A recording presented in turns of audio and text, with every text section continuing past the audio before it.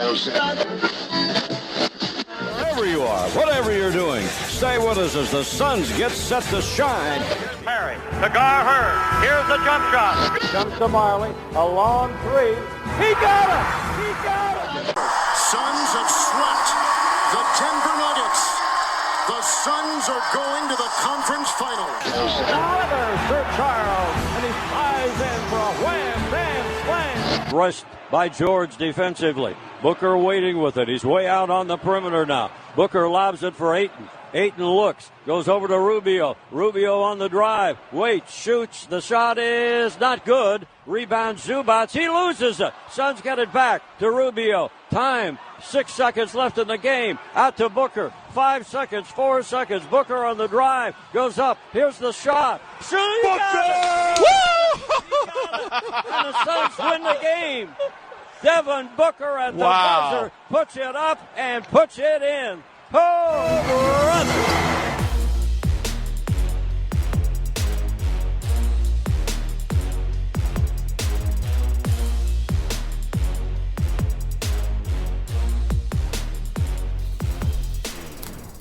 Welcome to 7 Seconds or Less, a podcast about the team that is up 1-0 in the Western Conference Finals. My name is Max McCauley, and I am joined, as always, by my co-host. His name is David Nash. David, how you feeling, man? Max, I'm feeling good. It's really great to be back again so soon, and as we were just commenting before we hit record on this, it's great to be back after a Phoenix Suns win rather than a loss.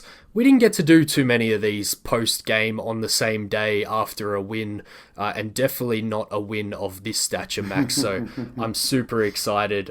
Thanks to everyone for returning for part 2 of this mega episode, and organising has been a little bit hard, but I'm happy to be here with you, Max. Yeah, it makes it. We were talking before. It's a good thing they won. It makes it easier to come on here and record. Yes. But I mean, I love the way you put that. It's like in our entire podcast history, there has not been a win of this significance, not even close. They won a Western Conference Finals game. Booker had his best game of his career, and I can't wait to get into it with you, David. Let's do it then, shall we? Let's do it. Yeah. So we're gonna do. I mean, it's kind of two parts, but it's really the same. We're gonna recap the game that just happened, of course, and then we're gonna talk about the series. It's gonna all be kind of an amalgamation because it's all the same. But we, if there's anything after recapping the game we think merits discussion, we'll get into that, and then we'll finish off with 7 seconds or less. But before any of that, David, how about a recap? Max, our Phoenix Suns are 1-0 against the Los Angeles Clippers in the Western Conference Finals. The final score today was 120-114. Booker had 40 points, 13 rebounds, and 11 assists. Shooting splits of 52, 43, 100, by the way. DeAndre Ayton had 20 and 9. McHale had 14, was the third top scorer on the team. Cam Payne had 11 and 9. Jay Crowder had 13, and Cam Johnson had 14 off the bench. For the other mob, Max, PG-13 had 34, but a rather inefficient 34 by the end of the game. Reggie Jackson had 24. We might get into him a little bit later because I definitely had notes prior to game 1 on how we could maybe slow him down. And Boogie was a bit of a surprise to us all, I think, and he had 11 off the bench. The Suns shot 55 from the field and 40 from 3. The Clippers shot 45 from the field and 43 from 3. So it was a shootout that you got to witness. And I've got to ask you, Max, because I was very jealous during that game, especially in a couple of moments when the Suns mounted their comeback. What was the atmosphere like inside the building? It was insane. It was absolutely great. I don't know if you saw on Twitter, I happened to be sitting next to where like the stages, I guess, and they had the shirt rip-off guy, and he did his Yep. He did his little thing. That was fun. It was awesome, man. And I actually have a question for you because I saw local sports radio jockey idiot guy Doug Franz be like, Suns fans are on summer vacation, I guess. Was it really like a fall off from the Denver series? It did not feel like that in the stadium. I don't know where that has come from because we commented on it last episode, have been very jealous through some of these home game moments, and tonight felt just as big and loud and atmospheric as any of the other games that I've watched. So maybe there was couple of lulls in energy and some nervousness there, but that definitely didn't come through to me, Max, other than losing sound in my ESPN broadcast for a little while there. Oh no. Yeah, there was nothing like that coming through for me, so I'm not sure where that observation came from, to be honest. But we do have a little bit of news to recap here in this segment as well. Kawhi didn't travel with the team, and it doesn't sound like he's going to be there with them for Game 2 either. His status going forward in this series is just as much up in the air as it is for Chris Paul. Devin Booker got named to the Team USA squad, which was a little bit of a surprise that he accepted that one for the Olympics. It's going to be interesting to watch. And even Kevin Durant was another surprise that came through today. Bigger surprise in my mind. Yeah. That shocked me. He just came up with an Achilles injury. What? I got to imagine the Nets ownership and executives are not particularly No, happy about I mean, that. great news that he feels like he's healthy enough, but man, that's crazy. Yeah. And the series schedule, I thought I'd just touch on. We're playing every other day here through all 7 games if they are required, Max. So it's Monday here, which means Wednesday, Friday, Sunday for the next 3 games over here. And for you, I assume that would be Tuesday, Thursday, Saturday, going off the top of my head. So that's always worth just touching on for the fans listening along to plan your diaries. But I alluded to it very briefly there, Max. The biggest news of all this week, I suppose, we did get to it very briefly at this point of the podcast in part 1. Chris Paul, should we touch on that a little bit with, I guess, a few little updates that we've had since we last recorded a couple of days ago, Max? Yeah, definitely. A couple things I want to say on this. First, I'll just go over what happened. And, the Suns said nothing yesterday, as not surprised. They said he was in the protocols. Yeah. So we knew that. Yeah. And it's not surprising. I mean, it's the same thing as with an injury, right? You have a competitive advantage to not disclose what's going to happen, so the Clippers don't know when he's going to come back. It could be anything. He could have already had 2 negative tests and doing his cardiac stuff right now. He could have not had a single negative test yet. We don't know. We just don't. But what we do know is he had a TikTok video today, David. You see that? I did. That was the main note that I had written down as far as news goes. We're all playing detective. As you said, the Suns statement, not that I was expecting much, was a hilariously brief statement from them. I think it was just one line. They may as well have just released that, I'm coming home statement from LeBron James. It kind of reminded me of that a little bit. But yeah, then TikTok, when I woke up this morning, and I'm not sure what time it was during the day over there with you when that came through, but it's pretty much the big update that we've got right now, Max. And it matters. It really does, right? He looks fine. And yes. The biggest concern, I think, for the Chris Paul thing is not that he might miss a couple of games at first. I mean, that sucks, obviously. I mean, now that we won this game, it sucks less, but it sucks. Yeah. But just that making sure that when he comes back, he'll be feeling right. And I'm not saying that a TikTok video guarantees that or anything, but it's clear that he is not laid up in bed, obviously, right? He's outside with his kids. He looks fine. He's yelling. He's fine. Also, he was on. You pointed this out. I think you might be the first person. I saw you had a tweet go pretty viral about it, about how Devin Booker immediately on the way out of the game was FaceTiming Chris Paul. Yeah, I couldn't believe it. I saw one of the staffers hand him a phone and just straight away I went, I've got to take a picture of that because it's very clearly Chris Paul on the other end of that. And then I saw a comment from one of the great folks who are covering the team who were back in the building tonight, which I thought was awesome to see as well. It would have been probably Kellen Olsen or Gerald Bourget, I'm sure, who tweeted it out. But Booker took him right through to the locker room and he got to celebrate the Game 1 win with the fellas, but not celebrate too much because there was also a few comments from Jay Crowder and Chris Paul, and what he was doing. I think Jay Crowder said he held up a single digit on the phone. You're just reminding them all that this is just Game 1 and they've got a long way to go. So, yeah, we had the statement from the Suns, Shams ruling him out of Game 1. Then a TikTok surprised us out of nowhere. And I did also note Monty post-game kind of said he's just going to keep saying that he's day-to-day and he knows that it's frustrating for everyone, but that's really all he can say. And then I haven't seen this myself, but I saw someone reference on Twitter just before we hit record that Woj, on one of his many grabs that he does, said to expect CP3 back pretty soon. So it's all looking positive from that perspective. When I saw the TikTok, Max, 2 thoughts came to my mind. Yes, one, what you said, things can't be that bad if he's doing things like that. And the second thing was, God, he must just be bored out of his brains if he's doing TikToks with his kids. I can't imagine how much he wants to get out of that house and back to Phoenix. Can you imagine how much that guy is dying right now? Oh my God. All he wants to do is be in this moment. He's his whole life is led up to this, and he can't be there. Fortunately, it sounds like he'll be there soon. Any predictions, by the way? Do you think he plays Game 2 or Game 3? I'm in Game 3. I think it's obvious from that TikTok, but it is a bit of information that I didn't mention the last time around. I may as well mention it now. I do believe that he is with his family in LA, and I believe that's where he will stay right now. So I'm expecting to see him Game 3, Max. Yep, I think that's the most likely outcome. It won't totally shock me if he plays in Game 2, but I think that's the most likely outcome. If that's your last recap thing, I have one thing for you, David. A little recap for you. Throw it. Let's go. The Suns have not lost a game since May 27th, David. Today is June 20th. And we're in the playoffs right now during that. Not a feeling. So that's a thing. Not a feeling that we are used to, Max, at all. I saw a few people say, I didn't see quite that one. It was like, 8-0 in the bubble. Yes. Now 8-0 in the playoffs.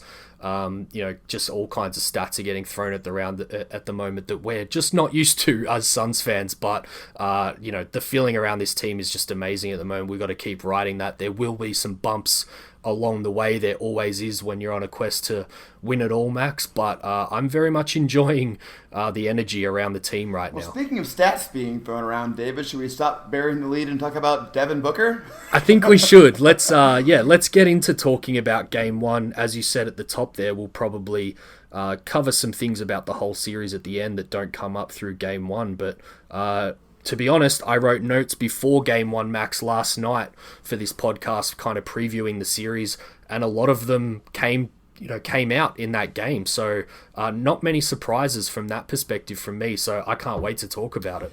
I think where I want to start with on Booker is, again, this is tied to CP3 too. I mean, how proud do you think CP3 was watching Devin Booker play tonight?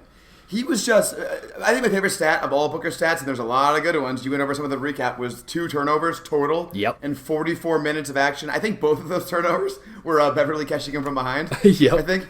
But man, he just controlled the entire game, and he was never rattled. It was just an awesome performance. I think he had some of the biggest scoring runs that we had in the game. Like third quarter, when things were getting dicey, it was getting real dicey actually.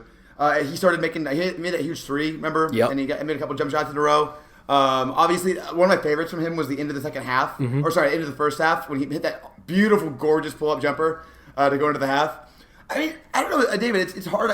I want to hear what's your biggest takeaway from Booker, because there's so many things to talk about here that it's hard to focus on something. It really is. I'm going to jump all the way to one of the last notes in my notebook here for this and get straight to it right now. I said it during the game. Point Book is an asset in general, but also an asset particularly in this series. And I'll let you in on the secret of why I thought that before Game 1, and guys will just have to trust me here that I had it down, and it's not just in hindsight. But without Chris Paul, I thought he might get thrust into that role. And he had 4.7 assists to 1.7 turnovers in the 3 games against the Clips, so much better than, I guess, his season averages for the rest of the season so far. Yeah. He also had 9.7 free throw attempts in the 3 games, which is much higher as well.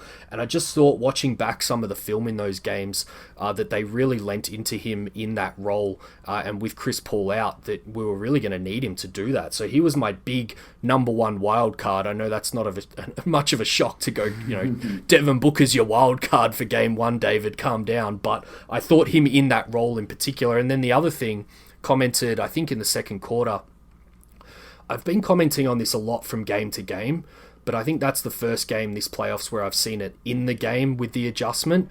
It just looked like that first quarter, he was pushing a little too hard. He went to the rim a few times and didn't get foul calls that he probably should have gone. Mm-hmm. And then the second quarter, completely different. He worked out where his spots were, where they were going to let him take shots from, and it was all in that mid-range.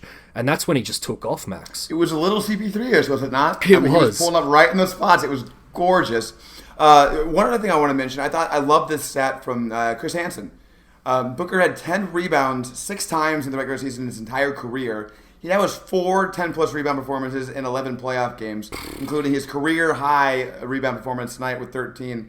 And listen, some of that is definitely scheme. Yep. There's no doubt about it. Yep. But some of it's not. There were a couple ones where he jumped up in traffic and came down with that thing.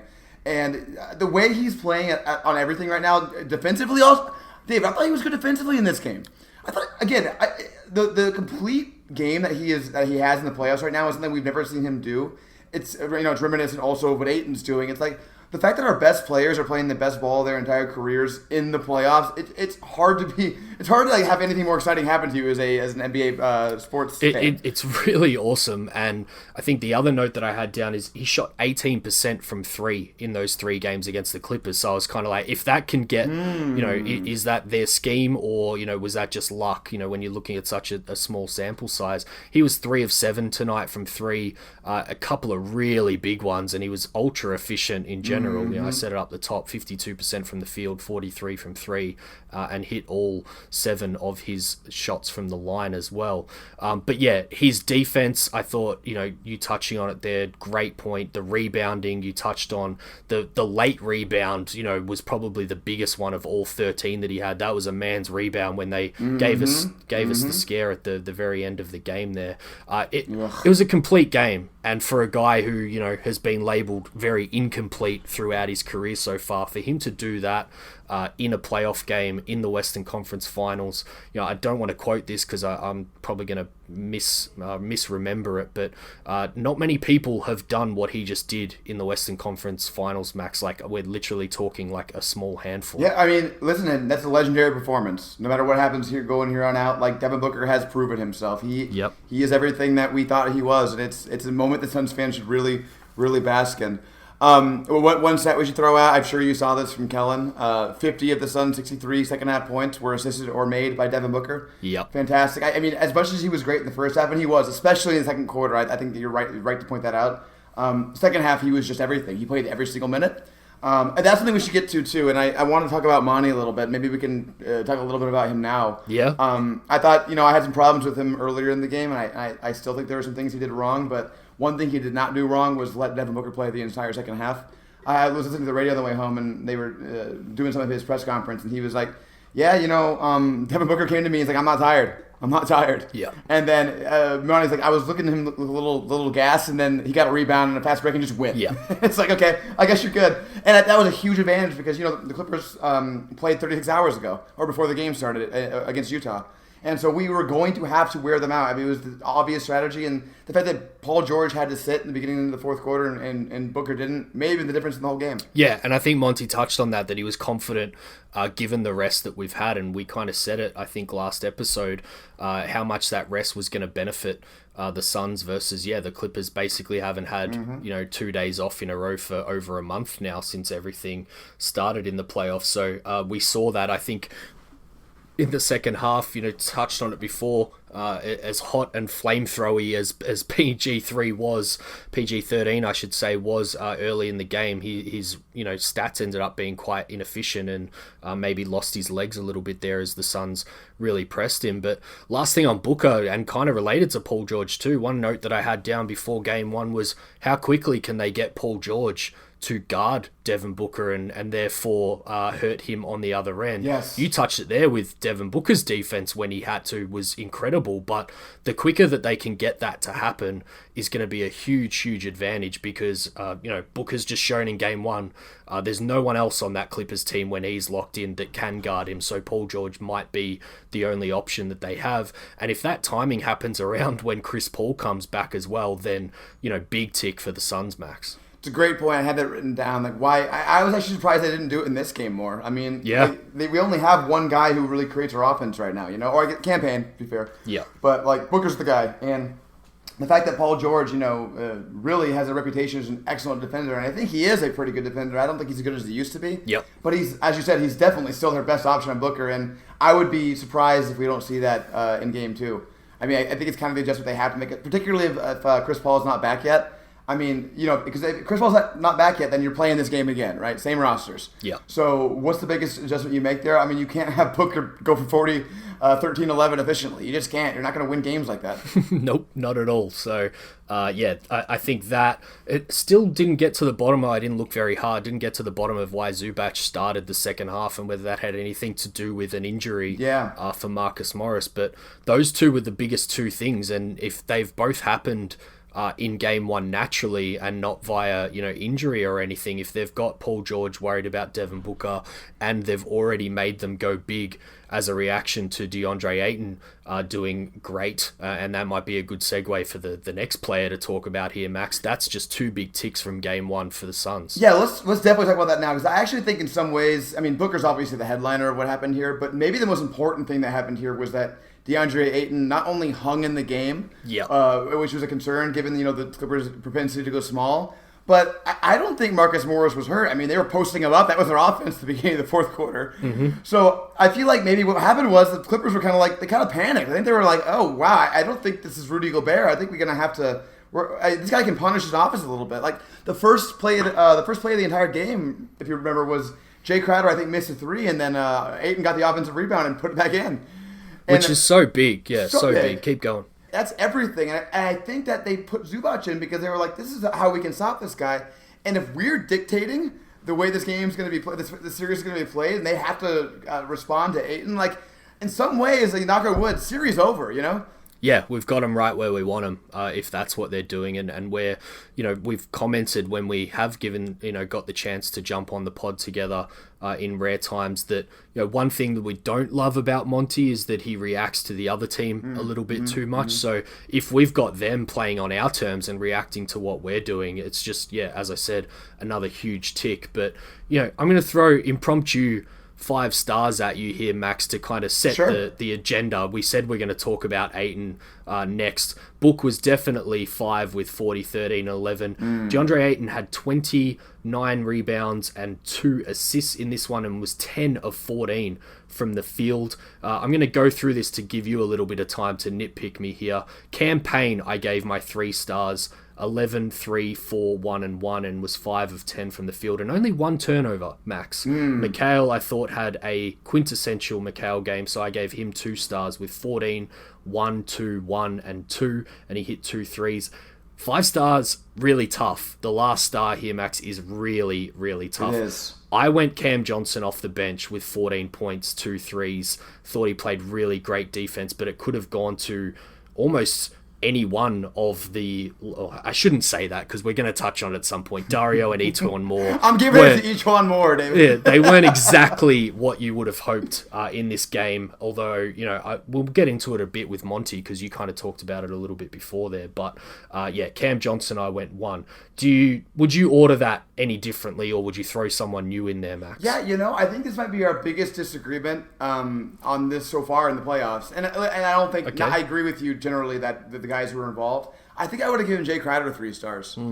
Hit some really huge threes in the second half. I thought his defense was great. Another thing that Monty touched on was he allowed Ayton to not have to rotate too much because Jay Crowder was just doing a great job defensively, cutting things off. Yes. So I would give it to him, but I think it's very close. I think Cam Payne's a very worthy 3-star. I'd probably give him 2. The campaign may have hit the biggest shot of the game, or one of the biggest shot of the game when he had that huge 3 in the corner. That was a swing moment for sure. Yep. And I think I would go 1 star. Cam or Mikal. I mean, Cam Johnson was awesome in the second quarter. And throughout the game, I thought he was great. He missed a couple threes later on. Yeah. I think I'll give it to Mikal. I mean, my favorite play of the entire game was, that's a 7-second less question. I'm not going to say it. I forgot. This is the problem when we don't have 3 days to plan, David. We ruin things. But no, I think that was I think it's a great exercise to go through always. But listen, what's great? Once again, it's Booker and Ayton on top, our 2 franchise cornerstones. What can you ask for more than that? Yeah, I had a wry smile when I was doing that too, looking at the box score. Once again, it's our 2 young superstars, or stars of this team at least, who are leading the way here. So let's talk about Ayton some more. You mentioned a few great points there. Crowder talking to him on defense was one of the things that came out of the post-game press conferences. I thought they did a really great job of keeping him as the low man when the Clippers were really trying to drag him out on the perimeter, like we saw them do to Rudy Gobert. You touched on it before, the difference with Ayton as well, and why they, maybe did make that adjustment at halftime. There was even a comment from Paul George after the game that, Ayton's basically not the same as some of the bigs that they've played so far in the playoffs, and that's therefore maybe why they did need to make the adjustment. It was a huge compliment to DeAndre Ayton and the way he moves around the floor and the way that he can punish them. So defensively first was where I was looking. I thought he was great early on. The communication with the team, they were doing a lot of switching, a lot of scram switching to make sure that they had all their matchups correct. Got lost a couple of times, but the Clippers really put you through the blender defensively when they moved to that small ball lineup. So he was really kind of holding his own and not getting dragged out on the perimeter, which I loved. And then, as you said, from the very first Suns possession of the game, put his kind of stamp on this one that he was just going to get to the front of the rim and eat. I think he only ended up having 3 offensive rebounds, but they're just big moments when he gets those and we get extra points, Max. Absolutely. And, you're right to say that, the more you can keep a DeAndre Ayton away from the perimeter, the better. But I thought he had a couple good runouts on guys and a couple good defensive possessions. I think he had one Reggie Jackson where he was all up on his face, shot a 3 and missed it. I think that's kind of the difference between Rudy Gobert and DeAndre Ayton. I mean, Rudy Gobert is an absolute force when you're funneling to him. Yep. Ayton's a lot better when that's not happening, right? It's not working that well. Ayton can hang a little bit more. I mean, let me put it to you this way, David. This is going to sound insane, but I'm going to ask you the question anyway because I think the answer that sounds insane is the answer I would give. Would you trade just for the rest of this series going forward Ayton for Rudy Gobert for the Suns? No. And I know that's probably easier because we saw what the Clippers just did to Rudy Gobert. But, I watched a lot of those games in preparation for this podcast and just in preparation for, I guess feeling more comfortable about the series and maybe throwing a prediction out there that we might do at the end of this podcast. Again, it sounds a lot easier with the Clippers beating the Jazz in 6 and us just winning game 1 here. But what he is able to do defensively versus Rudy Gobert against this specific team, as you said, they funnel guys to Rudy Gobert generally, but the Clippers really spread them out and, they basically lost the ability to do that. He was always having to try and get back to the rim from his man in the corner or something, and DeAndre Ayton is just way more fleet of foot. And then offensively, we saw it. Rudy Gobert is just a board in the post. He can't do anything when he's got it down there. I don't like them feeding Ayton in the post anyway, and I think that's something we should touch on here. They didn't do that, except for a couple of occasions, which I thought was great and definitely the right way to go about things. But he's just so much more versatile on offense, and they can do a few more things with him, which I think we saw in game 1 here, Max. We absolutely did. I love the way they played with Ayton, where they had him sort of come in on offense, when guys would penetrate, right? They'd have him come in from the free throw line, just be there to just kind of take a 1-step and dunk. They did that over and over, and Ayton just finished every single time. I gotta give him credit as a finisher in this game. I feel like he's getting better and better even throughout the playoffs. In game 1 against the Lakers, he was still doing the thing where he only finishes with finger rolls and stuff, you know? Yep. And this game, he was not. He was dunking the ball. He was not going to get blocked. It was awesome. I loved. This might have been, a whole season or a playoffs full of great DeAndre Ayton games. This might have been my favorite one, David. I just love the way he played tonight. I think that all your points about the defense and the offense for him is great. One word I want to use defensively, particularly, and this is broader than Ayton, honestly, but Ayton's a huge part of it. Yep. The word is versatility. In playoffs, you need to be able to defend in multiple different kinds of ways. If you're trying to do your regular season thing where all you do is funnel to one defensive player of the year in the middle and you can't do anything else, you're going to lose because you're going to run into a team that will exploit that. But I feel like the Suns can kind of defend you in any way you're going to ask them to defend you. And credit, a lot of credit there goes to somebody who I'm definitely going to bring up at some point, James Jones, in acquiring such a versatile defensive roster with the 4 wings. And even Booker now, he's sort of a defensive wing. He's not as good as the other ones, but he's there. It's just the way the Suns can defend you is unlike, I think, really any other team in this playoffs right now, except for maybe Philly. Yeah, I think we touched on both of those points very briefly in part 1 of this mega episode, Max. We touched on James Jones's, appetite for certain types of players and how that really lends itself to the playoffs. As you said, we'll get to him in a bit, but congratulations to James Jones. That was an awesome moment, them surprise announcing him as Executive of the Year before the game started, which was awesome to see. And then DA's versatility, we said it.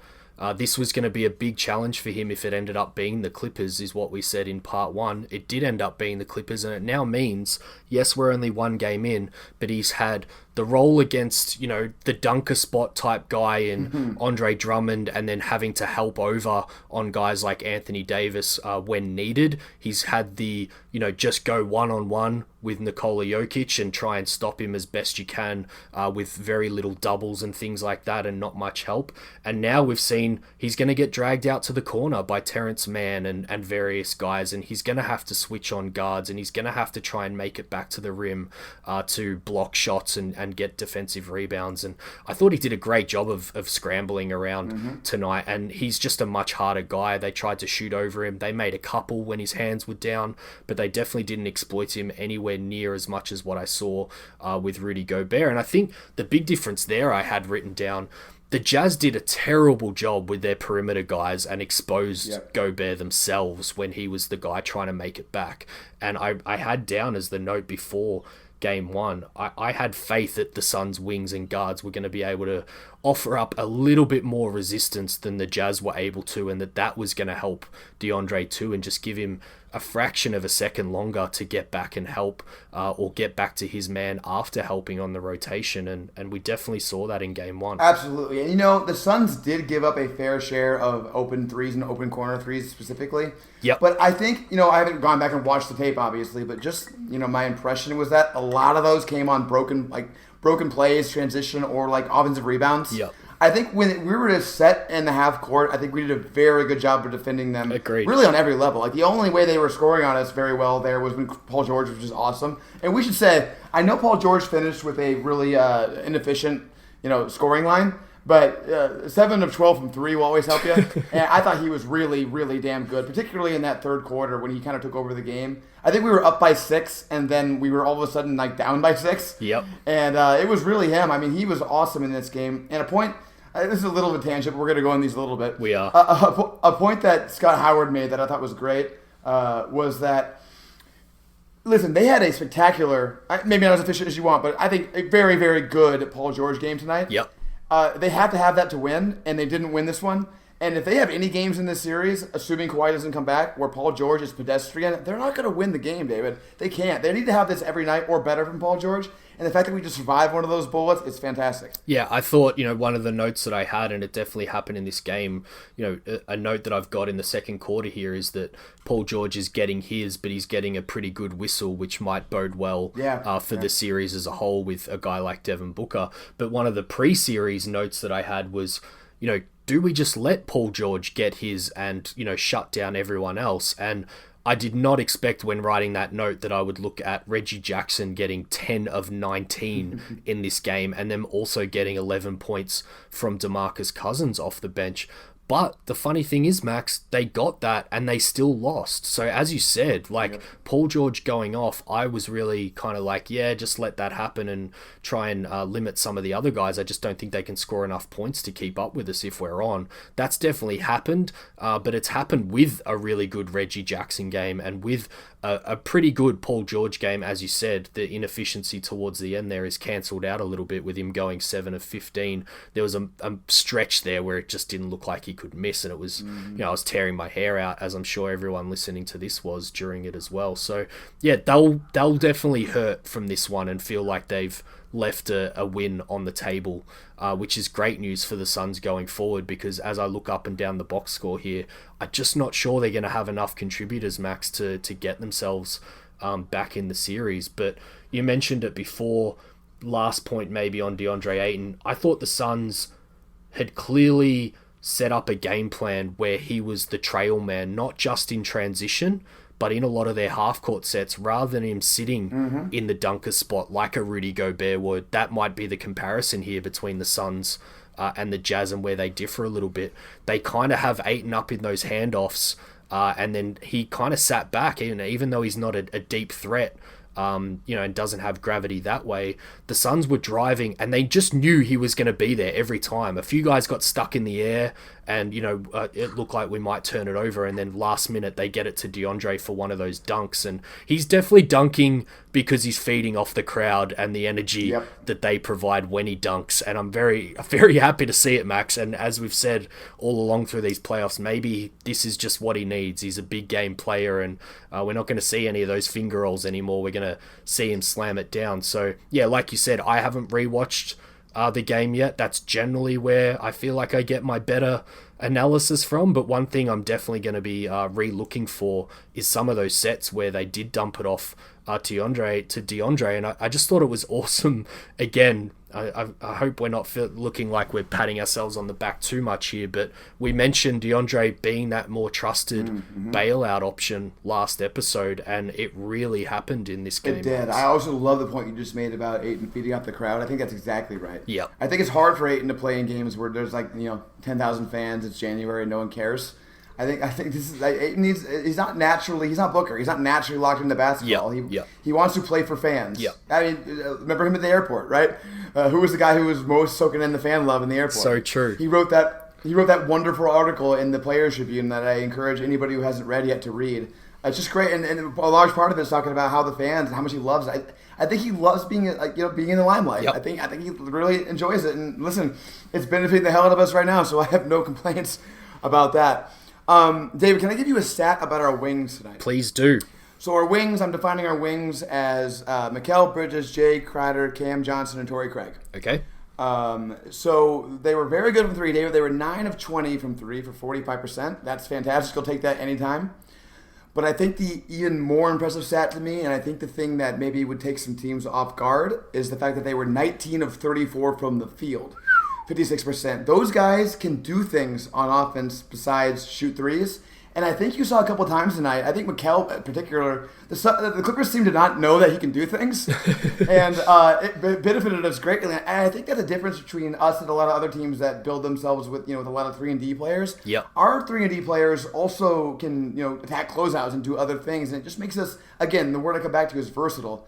Like, when your threes aren't falling down or whatever, the fact that we can have those guys attack, it's just a huge benefit to our offense. Yeah, James Jones is, his archetype, his fetish here. And it's kind of ironic in a way, when we drafted Cam Johnson, he was seen as a one-trick pony. Even Mikal Bridges, around that trade that the Suns did, he was kind of seen as a flawed player that, 3-and-D, and that's great, but do you want to spend that much draft capital on a guy who's just 3-and-D? Even Torrey Craig, as much as I get a little bit frustrated that he maybe does a little bit too much, he got... Yeah, you didn't like the fadeaway or whatever that was set back? If it went through, maybe, but this is why I try not to get into, results-based analysis, because even if it went through, that was a bad shot at a time where they, again, another tangent, but they went... a few possessions without getting the ball to Devin Booker while he was hot, and they just wasted possessions there, I thought. But yeah, on your point, Crowder, again, I didn't put him in the 5 stars there, but you had him 3, and I think that is totally fine because he brings a little bit of everything. Monty, called him that connector, facilitator on defense, like you mentioned earlier. So yeah, on the nights when the shot isn't falling, they're bringing a little bit of everything. And also, I guess the big point here, we saw them trap and double Devin Booker a lot tonight. The reason you can't do that to this team is because of what those guys can do off the dribble when the ball swings to them. And there was some amazing sequences tonight where they either passed the ball around the perimeter and got it to the far corner guy who was wide open for 3, or someone took them off the bounce and surprise them a little bit, whether it was Mikal or Cam Johnson. I thought he had a couple of really nice drives and attacks on the hoop. So yeah, great point. I'm happy to talk about these wings as much as you want to, because I think they were a big storyline of game 1. Yeah, I love that you ended up giving your 1 star to Cam Johnson, right? And yes, I think that what he did in the second quarter was really energizing, and I think this could be a really big series for him. Obviously, in this series, it's going to be a lot about who makes shots, because the Clippers take a ton of threes and are very good at making them. And we're going to have to do the same. And tonight we did. Tonight the teams shot about the same from 3. I expect that by the time the series is over, no matter how it goes, the Clippers will probably outshoot us from 3. But the question is going to be how much do they outshoot us by? Where can that be, right? Yeah. And Cam Johnson is the guy. Obviously, we all know what a shooter he is. He actually is, I think as everyone listening probably knows, had kind of a down year as a shooter Yep. overall. Yep. Because, just because his standards are so high.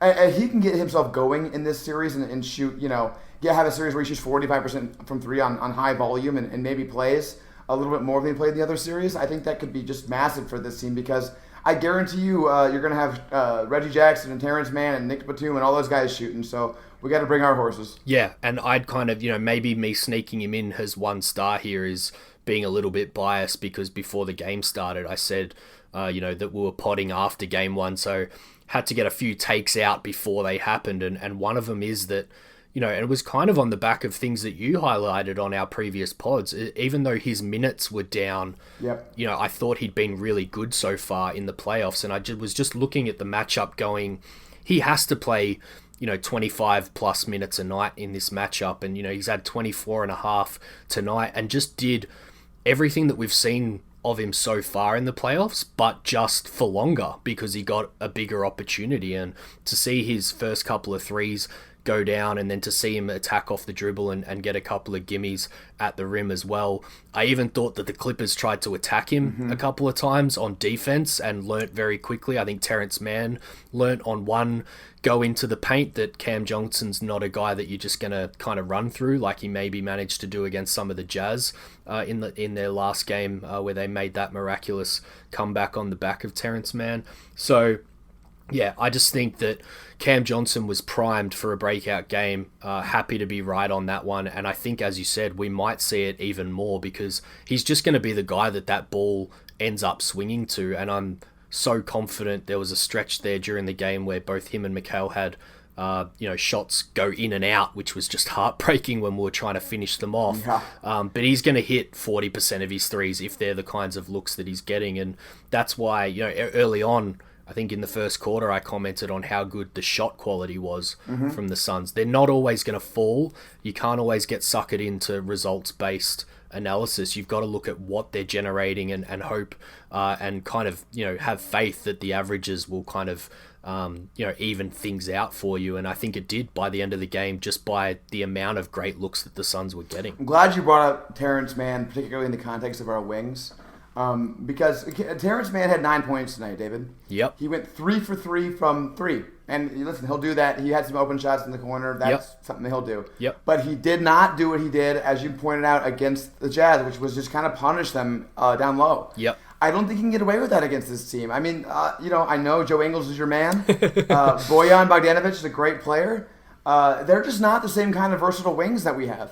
Particularly defensively, and I think that it's harder for Terrence Mann to do anything, more in the inside game. I mean, he's still going to be a good three-point shooter and a threat from there, but he played 27 minutes and didn't make a two-point basket, and I think that's a credit to all the wings.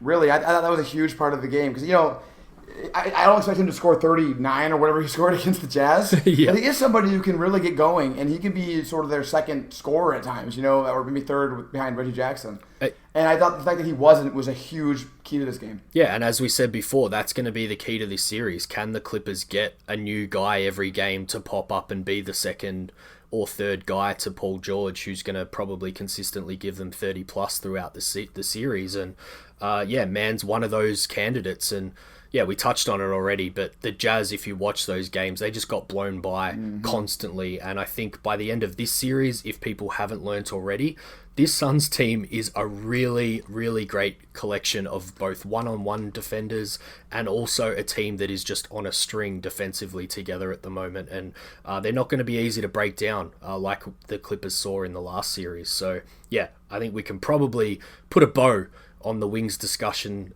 there, at least with the guys that we've discussed so far, Max. I'm in. So do you want to talk about, I think the next two things we have to talk about are sort of the problems that we saw with the Suns today. Yep. And or campaign. Which one would you rather go into? Let's go Payne first and then, move into that broader discussion around some of the things that didn't quite go right, even though we got the W. With Payne in particular, Max, I just wanted to comment and why I gave him 3 stars. Everyone was very nervous. No Chris Paul. We had campaign starting. Yeah. Everyone kind of figured that that's the way that we would go.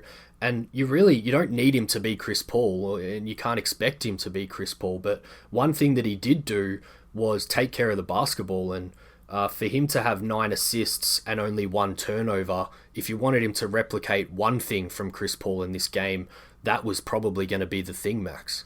Yeah, that was wonderful, absolutely. I mean, the Suns overall, turnover-wise, did a pretty good job. The only really problem they had was in transition, getting picked from behind. Yes. Other than that, they were fine. They got to clean that up, and unfortunately, that is an easy thing to clean up. That's something that Monty will be hammering on them. Yep. But I thought that campaign was really, really good. I mean, he had a couple tough stretches. I thought the technical foul he got was terrible. You can't do that. You got the call, Cam. You got the call. Yeah, he just had a bad whistle in general, though, so I understand the frustration, I suppose. I get it, too. It's a nitpick.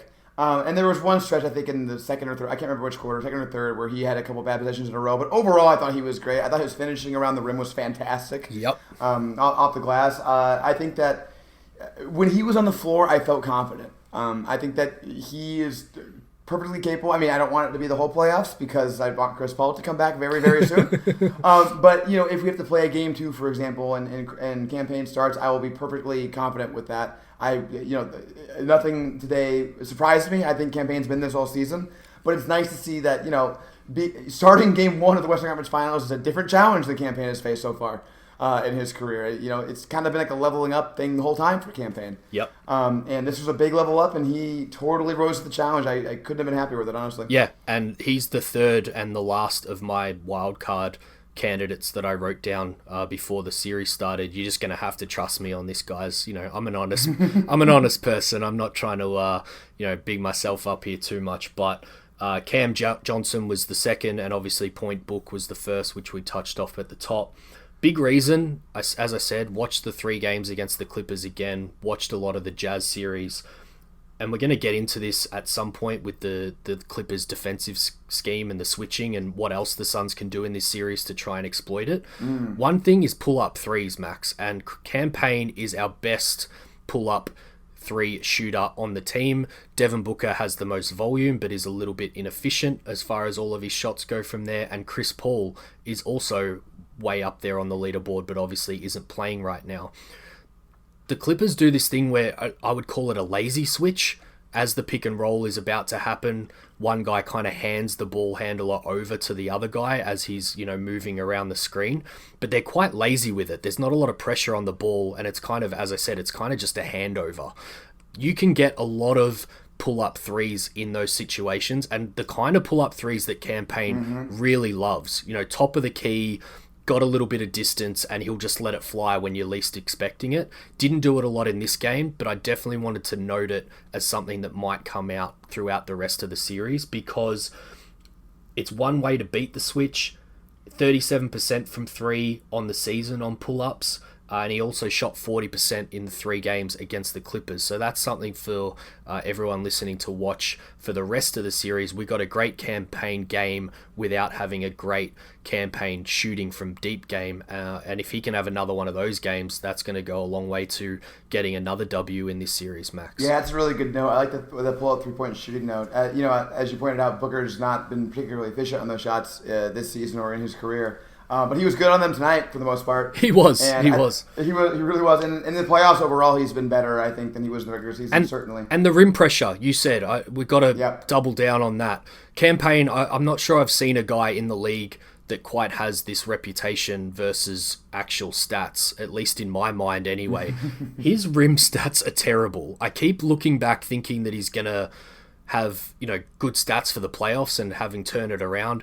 They're still terrible, and I think it's because he goes with a lot of wild ones sometimes. But when he's under control, he's finishing really well around the rim, and I think he did that again tonight. Again, I haven't looked at the stats. If the trend continues, I'll probably look back after this and it'll still show that he was quite inefficient around the rim. But he's just got this amazing ability, little stagger steps, little hesitations to get to the rim, and at least at the moment it looks like he's finishing at a pretty good rate. So that was the other thing I had written down that we saw in game 1 here, is he's getting to the rim at will. And when the Clippers play that small ball lineup and don't have anyone at the rim to block shots, a guy like Campaign can really thrive on that, I think, Max, because it's really just length that he struggles with when he gets there. Yeah, and the key about that, and the reason why it matters and we love him doing it, even though he has bad stats doing it, is because you have to do it. Yes. You have to challenge them. You have to get the defense to respect it. You have to get them a little worried sometimes. And particularly when you're playing against a Clippers team that is, again, coming off 36 hours of rest. Yep. Like the Suns had to bring the energy. They had to be the attacking team in this game. And partly, I mean, listen, I wanted Chris Paul to play, obviously. But I did mention to Sky Howard before the game, I was like, after a week's rest, sometimes a team can be a little rusty or whatever. I thought the fact that Campaign was thrust into the lineup and it would give us sort of an attacking edge that we may have not otherwise had after a week layoff. Yep. And I think that did bear out a little bit. I thought that was really important. Anything else in Campaign, David? Or are you ready to go to the problems? I think we've got to do it. We've done Book, we've done Ayton, we've done Payne, we've done all the wings as a collection here, which we can probably throw Torrey Craig in, obviously, and Jay Crowder. So, without putting words in your mouth, I assume you want to talk about Dario Saric and Etuan Moore here, Max. I do. I want to talk about, let's start with Monty. I'll use him as the prism through which to view this. Yep. I was mad at him for most of this game. I think the fourth quarter, he totally redeemed himself with point book. That was inspired and perfect and exactly what we needed. Yep. But the timeouts were a small issue. Again, I'm not going to go too crazy about it, but the third quarter was an issue. Yep, agreed. And Etuan Moore coming back and playing again in the second half, I thought was really bad. I just don't, David, I'm not sure what he's doing for us out there. I guess I sort of get he's bigger than Javon Carter. Maybe that's part of the idea. He's more experienced than Javon Carter. Yep. That's probably the other part of the idea. But, man, he's just not doing anything, David. And I feel like after the first half, you could see it.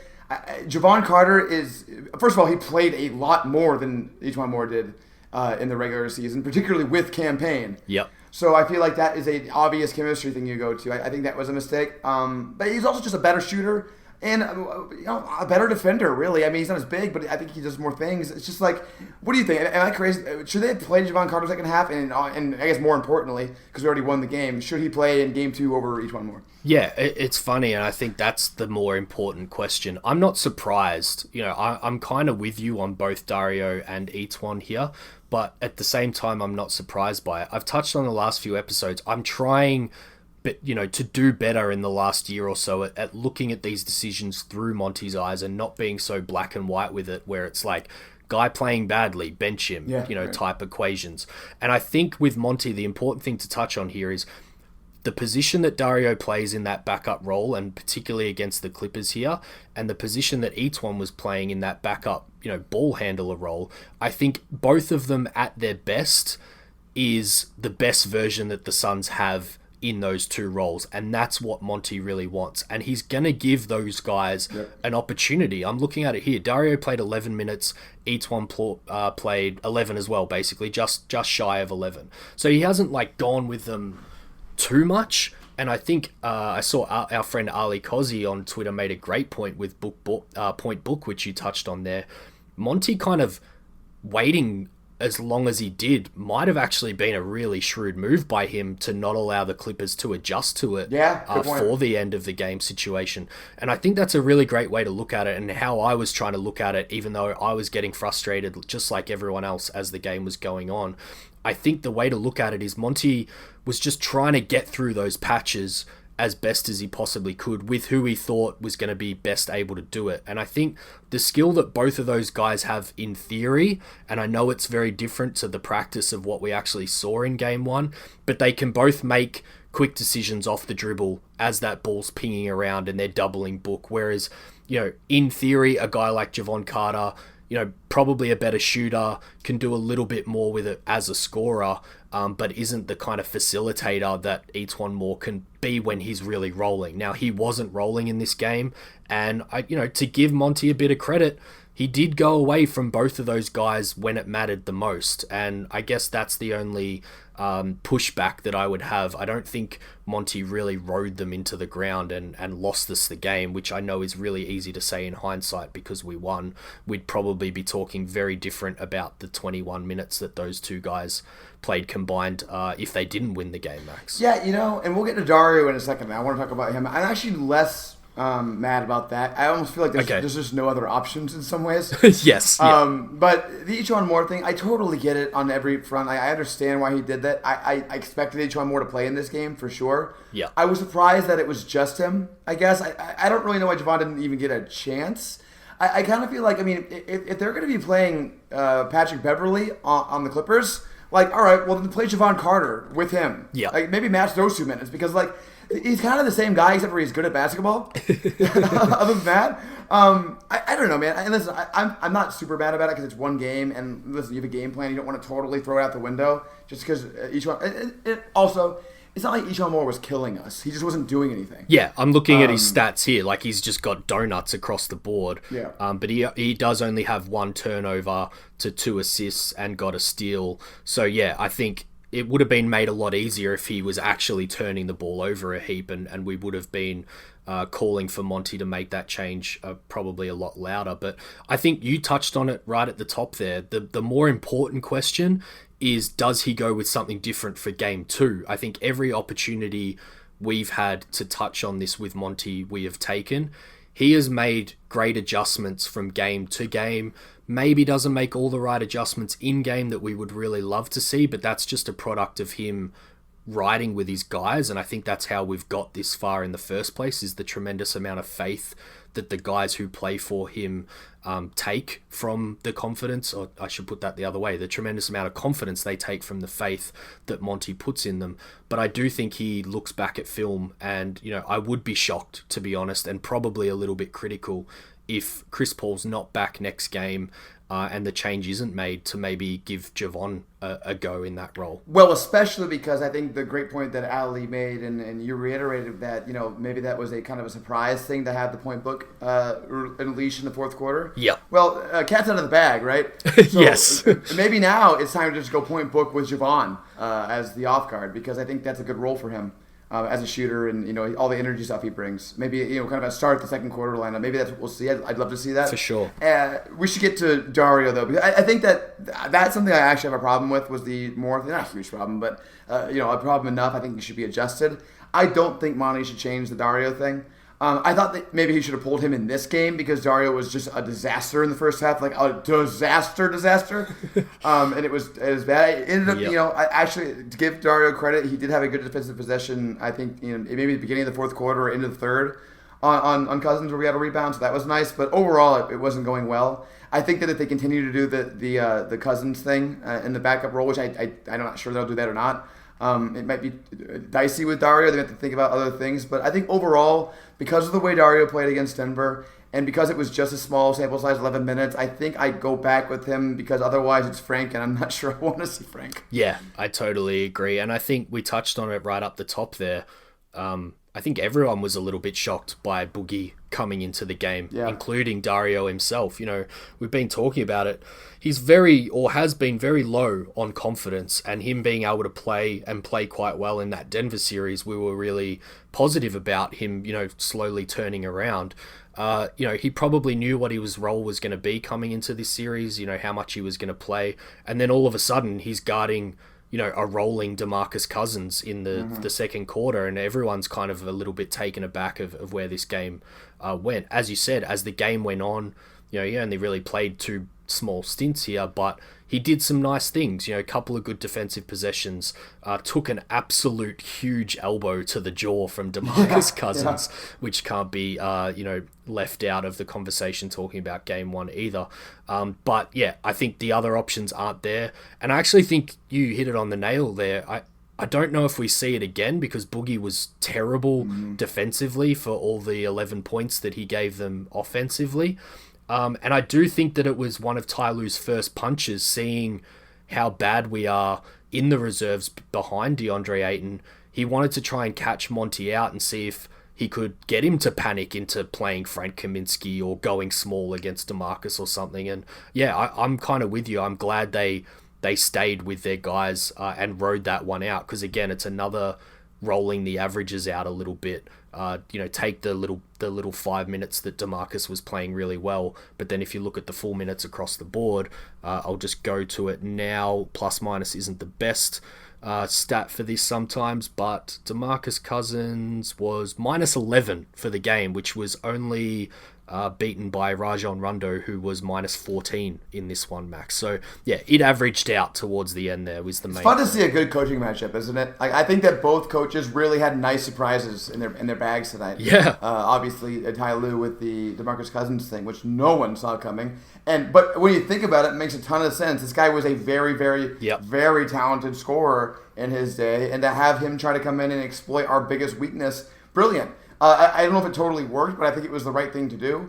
It worked for a while. It worked in the second quarter for sure. Yep. And then I thought, and obviously the point book surprise we've gone over, that was awesome. It's interesting. I don't know if we'll see him again. Maybe that was just one of Ty Lue's things where it's like, hey, let's try this, see if it works. Because as you pointed out, it didn't really totally work by the end of it. Yeah. Part of that plus minus is because he didn't share the court with Paul George.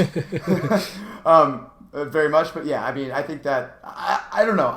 That's part of why I'm so intrigued by this series and Game 2 is like I don't know what Ty Lue's going to do. I think he's a really good coach. Here's the thing. I don't want Suns fans to get too high on this win because guess what? As anybody who's been watching this playoffs knows, Clippers went down 0-2 in their last two series and they won both. Yeah. And part of the reason why is because Ty Lue did a bunch of crazy crap in the first two games of both series, and then he settled on things. Yeah. Once he realized what he thought was the right thing, I think he's really good at that. So I guarantee you, whatever we see in Game 2 or Game 3, it will be very different from what we saw tonight. Yeah, it's going to be fascinating to see. If Zubac does start, then maybe they go small in the second unit and we don't see DeMarcus Cousins again in this series. I don't think the experiment couldn't be seen as a success, as we said, even though they surprised them. And that's probably a good way to end the Monty discussion here with the other side of it is the stability actually won out in the end, and he didn't panic into making a move. And I choose to look at that positive with Monty and how far it's got us with that quality that he's got. Even though in the moment it's hard for all of us to not be pulling our hair out and screaming at the TV in my case or at the arena in yours for tonight to make a change. And I think we can probably end the conversation on Monty there, and maybe the Game 1 conversation in total, and maybe move to, as we did there, the rest of the series here, Max. Yep. I think my biggest thing is we covered a lot of my future series things. I think the not going overboard because Clippers will adjust thing. Yep. Zubac Cousins thing. I think maybe that's the biggest thing. We've already danced around it. We've talked about it a little bit. So, I think Ayton passed his first test tonight, right, in the series. So what does Ty Lue do to try to make sure he doesn't pass his second test? Because I still think if you're looking at the Suns as the Clippers, you're like, we have to figure out a way to do what we did to Gobert to Ayton to some extent. Yeah. So what do the Clippers do to make that happen? I think they put it all on steroids, Max. I think as we've I guess kind of teased there, they go away from DeMarcus Cousins and they lean fully into small ball after maybe starting out with Zubac in the starting lineup. So maybe try and neutralize Ayton a little bit with size early on, and then as the game wears on, maybe we see more Luke Kennard minutes. Maybe we see even more Terrence Mann letting it fly, Nicholas Batum. Marcus Morris obviously had that patch where he didn't play, so his minutes were pretty down, even though they lent on him towards the end there. So I could see them definitely going that way, because I think it's the only way really that they can win the series is to get it back on their terms, like that Jazz game was. And it's going to be another big test for DeAndre Ayton. As you said, big ticks after Game 1. He kind of passed with flying colours. And I really love the way that the Suns played. We mentioned the trail thing earlier. I think they didn't get suckered in like they did early in the regular season with trying to feed DeAndre Ayton in the post. They just, multiple times ran pick and roll. If they switched on a small to DeAndre, he came up for the pick and roll and they got the matchup that they wanted, or they found a guy in the open corner for three. So I think he did some great things in early transition as well with some of the sealing that he did. It's going to be, again, fascinating for this series to see how they continue to test DeAndre. They tried to test Devin Booker early on in the game too, defensively, I thought, and then kind of went away from that a little bit. So I think it's probably going to be more doubling down on what they appear to think are the weak points of this team. But as we've touched on all playoffs, they're not an easy team to manipulate, Max. No, again, I'm going to use this word for the 75th time in this podcast. We're just so versatile, man. It's really hard to figure out a way to attack us because we're going to have a counter. I'm trying to think through the ways to attack Ayton, there's not a whole lot I can think of anymore. Yeah. It's getting really, really difficult. And listen, Ty Lue is clearly better at this than I am, so I'm sure we'll see something clever in game 2. But I feel like anything clever, just like the DeMarcus Cousins thing that we saw today, it might work for a bit, but I think we'll figure it out. I just think it's hard. I think we have all the pieces we need, all the chess pieces to figure out any counter we need to make. But we'll see. I'm excited. Particularly if they can get CP3 back, for game 3. I think that's going to make things really hard. I think it makes game 2, if we're correct about him not playing until game 3, I think it makes game 2 really, really pivotal. If they can steal one back and get back to LA 1-1, and then we're really wanting CP3 to be back to stabilize things a little bit. So, yeah, I think everyone listening can probably hear it in our voices. We're already moved to game 2 and super excited about that one. Do you want to talk a bit more about, I guess everyone watching, we haven't seen that small ball switching everything type style so far yet in the playoffs. We played a really big team in the Lakers, and then obviously a defensively challenged team in the Nuggets in the last round, Max. What did you see from what they were doing defensively, and how we countered it, I guess? Yeah, it's honestly, I'm not trying to be too flippant here, but I just wasn't that impressed by anything they did defensively. Honestly, I don't know if it's the personnel or what, but I kind of felt like we sort of got where we wanted to go, and I think a lot of remember in the first half when I think we had 5 3-pointers that were fairly wide open, just roll out. Yep. It's like, man, I kind of feel like we're going to score 120 points against this team, kind of at will, to some extent, and. Listen, maybe the big adjustment we talked about at the very beginning of the podcast is Paul George on Booker. Maybe that'll help a little bit. Yep. But again, you're just opening yourself up to the wings attacking in that scenario. So I guess maybe my defensive adjustment for the Clippers would be get Kawhi back. Otherwise, I hate to sound so confident, David, but you know what? I don't have an answer to your question. Do you have an answer? Because I just don't see it. I just think that they did. We've probably already touched on the answer in this episode, to be honest. I think having such a versatile scorer and isolation player like Devin Booker is a bit of a cheat code against a switching scheme. Mm-hmm. And then if we, keep doing the thing where we compare back to the Jazz, okay, they've got Donovan Mitchell, who, for as much as Suns fans don't like Donovan Mitchell, he's just as good at some of those scoring things as Devin Booker, even though their games are a little bit different. Yep. But then the differences are the wings, which we've already touched on at length. The guys that Booker can kick to versus who Mitchell was kicking to in that series can punish the Clippers just so much more. And then DeAndre Ayton. So it's probably more of the same as the answer. I think Zach Lowe made a great point talking about the Clippers Jazz series a week or so ago on his podcast, where he was talking about the Jazz, at least in the first couple of games that they won, they just ran their stuff, and they ran it really fast with lots of energy, and that was kind of a cheat against the switching because, switching is reliant on everyone being very communicative together and kind of, making those transitions at the very perfect time, or else you find those creases in the defense. And I think the thing that I noted pre-game 1 was a lot of the stuff that we run that we got back to in that Nuggets series is really hard to guard when you're doing a switching defense. So the elbow cross screens that they run, that I highlight all the time, switching those is not a good idea because it's often Devin Booker and DeAndre Ayton, or a wing and DeAndre Ayton. So you're already at a mismatch if you switch that screen.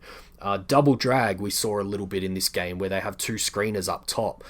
All 3 of those guys communicating on who's taking who if Ayton rolls and someone else pops out, plus you've got Devin Booker on the ball. That's actually really complicated and really hard to do. And then they run a lot of down screens of Ayton for Devin Booker, and if you switch that, Ayton's just going to eat at the rim consistently. And if you don't switch it, like we saw in game 1 tonight, Devin Booker is going to score in the mid-range every single time you give him that opportunity because he just loves it there. So I think that's what we saw in game 1. It's going to be really interesting to see going forward. I think we do have the offense to stifle the switching defense a little bit, and it's going to be great to see, exciting to see whether they have any further answers outside of just throwing Kawhi back in, which was another point that I wanted to raise. We've touched on CP3 a little bit, but is it a genuine kind of cancel out with Kawhi and CP3? Is that how you kind of see it? And I guess we should be more hopeful because it sounds like CP3 is at least a more positive likely to return than Kawhi Leonard at this stage, Max? I don't see it that way. I think it is much more important if Kawhi is out, honestly. Okay. Kawhi Leonard is a 2-time Finals MVP and the best player 2 years ago for a reason. Fair. He was absolutely ridiculous against Dallas earlier. And listen, I mean, Paul was absolutely ridiculous against the Nuggets. So I'm not saying that Paul can't hold his own, but Kawhi Leonard's Kawhi Leonard. Part of it's his size too. I think he would just give us a lot of problems. It makes it a lot harder to defend them because I think that we did a really good job with Paul George, particularly towards the fourth quarter when Jay Crowder was just kind of on him and really in his face. I think when you have two of those guys, it just becomes a lot harder all around, right? Because you have to worry about the other one when they don't have the ball. But so I thought of an answer to your question while you were talking. Also, I was very impressed by the way they got their hands around the Clippers. Yes, and I think the fact that, again, I brought this up a couple times already, but the 36 hours thing can't be overstated. They must have been tired in this game. I think that when they have a little more energy, a little more time off, I think that we'll see that even more. I think the thing in transition. I mean, how many times did they make a turnover on us in transition? Like 4 or 5 times. Yeah, like our only turnovers basically. I think that if they can keep doing that and getting the energy going, and that's when you have 5 small guys on the floor, I think that's something that you can do, right? You have more guys out there to just be pests. Yep. I think that's something I'd like to see more from. Not like to see. If I'm a Clippers fan, I'd like to see more is them just being pests in that way. Yeah, we had 7 total turnovers for 9 points we gave them. They had 9 total turnovers for 15 that they gave us. And even further to your point then, Max, they had 4 fast break points and we had 16. So that's where the game was basically won and lost today. And I think they can flip that. I think they can flip that. Yeah. I really do. So I think that's going to be a big thing to see for game 2. And I hope it doesn't happen. I hope the Suns have that on the top of their mind. We said earlier, I think they can correct a lot of that laziness in transition. A couple of those turnovers where Beverly just got behind them. Yep. That awful one where DeAndre Ayton just launched a bullet pass at Booker for some reason. God, they were not happy with each other in the exchange after that one. That was. Yeah, I'm taking Booker's side on that. What are you doing launching that bullet pass at him, man? There's no need for that. I mean, I've said it for 3 seasons now. DeAndre Ayton passes the ball at 1 speed and 1 speed only, Max. You know what? Just because I don't want to be negative on DeAndre, I've forgotten earlier you mentioned DeAndre's 2 assists. That one he had, I can't remember who it was to. Someone Mikal. Yeah, that was beautiful. Yeah. Awesome play. You get that out of your big, you'll take it every single time. Yep. All right, David, you have anything else on this, or do you want to go to 7 seconds or less? I was just going to say you probably missed it. You'll see it on the coverage. Jeff Van Gundy called Mikal Bridges the best cutter in the league after that pass from DeAndre, and I'm not sure that I disagree with him, Max, because he's awesome. Yeah, again, back to that wings discussion. They can all do a little bit of everything, so you might take away one thing, and then all of a sudden Ayton surprises you with a pass that we haven't seen him make very often to a beautiful cut by Mikal Bridges. I'm just looking at my notes here before we end out the episode. I'm not sure we haven't touched on pretty much anything that I wanted to make sure that we brought up here. So I'm glad we managed to wrap it up into a decent sized package, at least for our reputation anyway, Max. Yeah, I guess the total is going to be over 2.5 hours with the first part, but that's okay. Of course, we're going to go a little long. We're doing too. 7 seconds or less is the segment where one of us asks the other 3 questions for which the other has 7 seconds or less to answer. We're going to do both, though, obviously, because we don't do this very often. David, first question, I'll start with throwing one at you. Yep. Relevant because I'm currently at a corner of my eye watching Atlanta. Looks like they're going to beat Philly. It's very close, though. We've done this in the past 2 episodes, David. You wanted I think you wanted Utah. That was before Kawhi went down. Yep. Who do you want if we are lucky enough to advance in the finals right now? Ooh, how long's left to go in that game? There's 2 minutes left, and Atlanta's up by 4 with the ball. All right, let's just presume that Atlanta wins that one. Then you've got Atlanta versus the Bucks.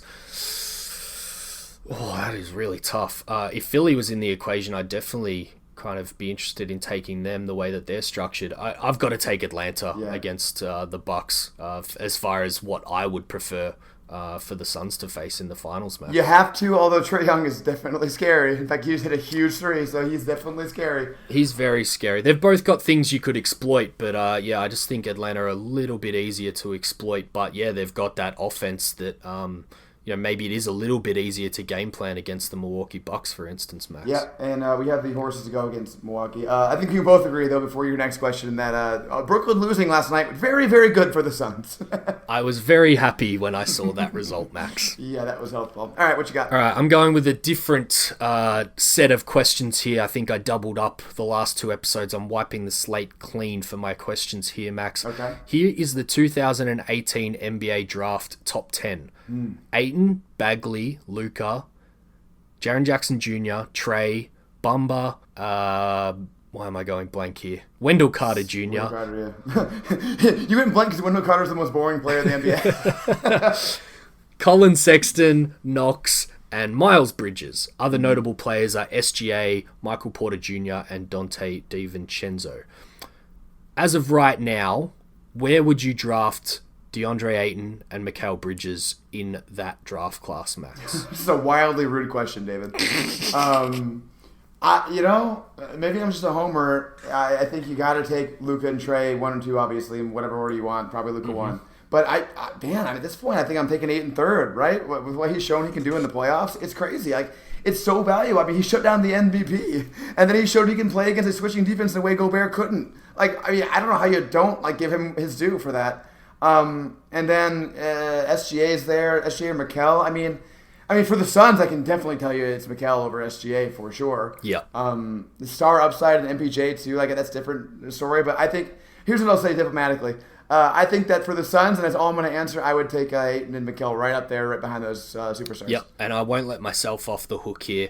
I think, before Trae Young has taken Atlanta this far, I would still argue that there's a real conversation between DeAndre Ayton and Trae Young for that second slot behind Luka, and have argued that in the past. I kind of agree with you. I think I just shade Trae for the offensive upside that he brings. But yeah, I think there's definitely an argument that Ayton and Mikal are 3 and 4 in that grouping, particularly when you've got your Phoenix Suns hat on. And yeah, God, they're perfect fits on this team. Absolutely. You couldn't put people in a lab who are better with Devin Booker than those two. Executive of the year. Executive of the year. Speaking of executive of the year, I'll go to that one now. I'm going to ask you this. What is your favorite move of the James Jones era? Not necessarily the best move he made, because I don't want you to give me Chris Paul or whatever. I want you to give me just kind of your favorite, shrewd move that James Jones made the whole time he's been the Suns GM. There's a few to choose from, which is a compliment in itself. Maybe controversial. I think it is the dumping of TJ Warren and signing of Ricky Rubio.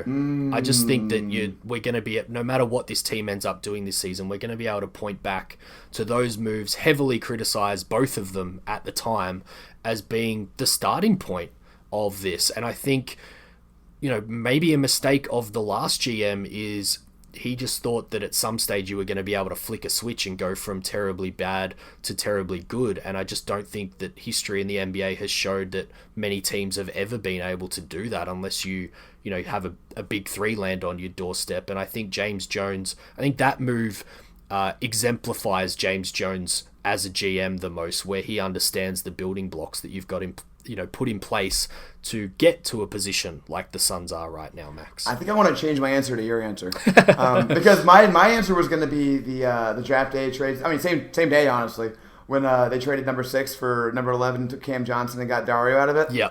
But the reason why I was going to pick that, beyond the fact that it was really good for us, was that it was really widely panned by everybody in the media, right? Yep. And that one quickly everyone realized was the right move. But actually, I think there's still people out there who think it's dumb what the Suns did with TJ Warren.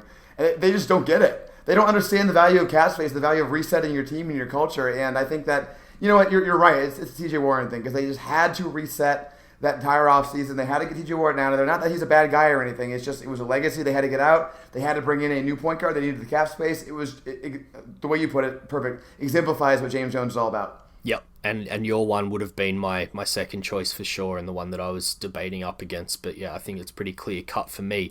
Question 2, and this one was definitely written before the game today and looks hilarious now, Max, but I'm going with it anyway. Okay. Devin Booker, he averaged 29.7 points against the Lakers and 25.3 points versus Denver. If the Suns are to win this series against the Clippers, Where would you set the line on book scoring average when the series is all said and done, Max? Yeah, the 40 today definitely does change that around. It skews it a little bit. But I would have said it was definitely higher, particularly because we weren't going to have Chris for at least the first game, and maybe we'll see. Maybe he'll play game 2. Yeah. Hopefully he's back by game 2 or game 3. But I think that, of course, is going to raise his scoring average. No doubt. So I would have set the line probably at 30. I want 30. I mean, did you say that he has to have to win, or what I expect? What you'd expect. I think I would say 30 is probably a good line, and I'll take the over, especially now that he scored 40 in the first game. Yeah, you're betting with house money at that point, really. Yep. Okay, this is the one that I almost stepped on earlier in the podcast. I've already forgotten, so we're all good. Good. It's a fun one. What was your favorite play of the game today? Ooh, you know what? I've already remembered now because I'm pretty sure your one would be the same as mine. The reason that it stands out is I thought they were going to botch it. If we are talking about the same one, Booker's leading the break, or I think so. Mikal passes off to Booker, starts running the lane beautifully like he always does out on the wing. It looks like Booker maybe goes one step too far before making his decision, but who am I to doubt Devin Booker? He threw a perfect pass on the money. Mikal Bridges slammed it down, and I am sure you and the rest of the crowd went crazy at that point, Max. It was my favorite moment of the game. Obviously, my same answer. I totally agree with you. What was happening? I was nervous. It looked like it was a little out of control, but I guess their chemistry is a little better than our eyes are, David. They were on it. And also, I will note, when you've got a guy, Mikal, with the arms that he has, there's a little bit of, there's a little bit of error there for you. Margin to for error with those arms, yeah. Margin for error, exactly. Yep. All right, my last one. Fast forward to the next time we speak, Max. It's the NBA Finals time, and we are recording again because we advanced. Chris Paul is healthy and has taken the Suns to the finals. Without knowing what happens next or even what his future holds with the Suns,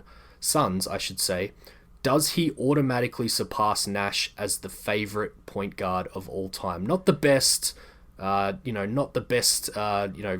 tenure with the Suns, but does he maybe become your favorite ever point guard that donned the purple and orange, Max? Quite a question. It's a really good one. I mean, it sounds like sacrilege because Nash was, he revitalized Phoenix in a very similar way that Chris Paul has. Yep. 2 MVPs in a row. Hard to belittle that. But man, I mean, I just trust Chris Paul more, and I just feel like, and you said in your scenario, we don't know what happens after that, but I kind of feel like I know what happens after that. I mean, at least if we lose, it'll still be a really, really damn good effort. And this city rewards winning, man. We haven't won very much in Phoenix, and I think just going to the finals and being a big key cog why we got there, and obviously the going from where we were in the last couple of years to where we are now, and that way, and he was the biggest change, obviously, in the off season. I think the answer that I have for you is yes. I think he will be my favorite Phoenix Suns point guard. I mean, if they win the title, he definitely will be. But even making it, I think is enough for me. How about you? Yeah, I felt dirty writing the question because everyone knows how much I love Steve Nash. But yeah, I'm with you. And I didn't want to kind of wimp out here and wait until this happens. I certainly don't want it to sound like we're getting ahead of ourselves here. We always just try and have a bit of fun with these 7 seconds or less questions. And I wanted to think about it now before it's actually true or isn't true, and it's worth considering. And God, this season has just been so much fun, and he's been such a big part of it. So if he comes back this series and we manage to pull it out with him involved, I think it's going to be a really serious question that everyone listening has to ask themselves. And why not wonder on it now, Max? Dare to dream a little. Well, the other part of it too is the adversity he's gone through. Yeah. Especially, I mean, think about it. Like, man, the dude was vaccinated and still got COVID. Like, what can you even ask for at this point? How snake bitten can he possibly be? He always had the injury in the first series. If he was able to persevere through all that and help lead us to a finals, I mean, at that point, that's what, like, as Phoenix Suns fans, we're the ones who always get snake bitten, right? And if he's the one who finally, even though it happens to him, we still get through it, like, that is just like Phoenix Suns, like, breaking through the curse sort of stuff. I'm with you. All right, is it prediction time, Max? Do we have to do it? I think we have to do it. I think it's easier to do than it would have been had we lost game 1. I'll say that. That is true. I think you made me go first against the Lakers. I made you go first against the Nuggets. Is it my turn to go first? Your call. I'm happy to go either way. I don't care. I can do it. I mean, I'm going to stick with my original prediction from Twitter. I think it's going to be Suns in 6. I would not surprise me if it's 4 or 5 now after the first game. Winning game 1 was so huge. But I just think the Clippers, again, I have a lot of respect for Ty Lue.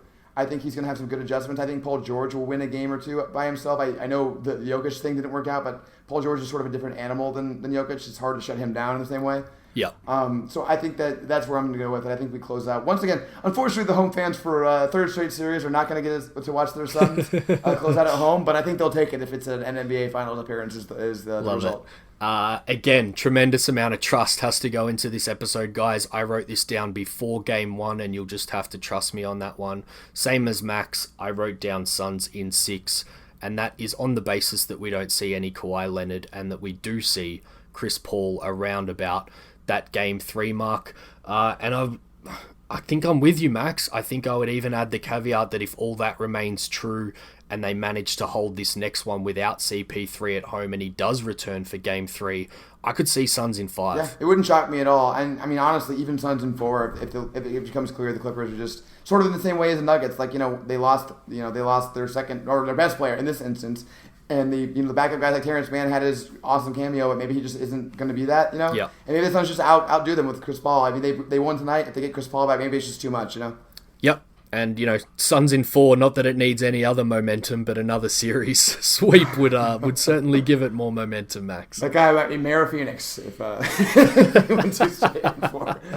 I was a bit disappointed in the seats that I saw him have in this game. Not as close as I thought he was going to be. I'm wondering if it was Booker's like courtside and the organization's like, I don't know, man. He's famous because he punched some guys. They didn't put up the Jumbotron today. I think that was the reason.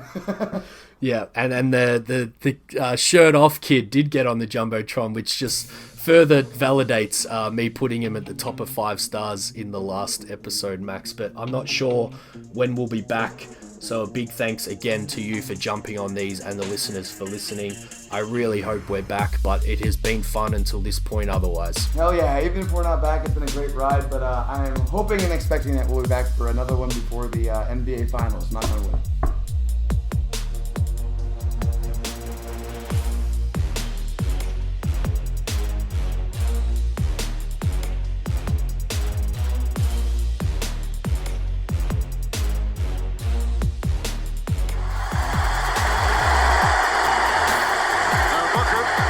Chance to put on the finishing touches.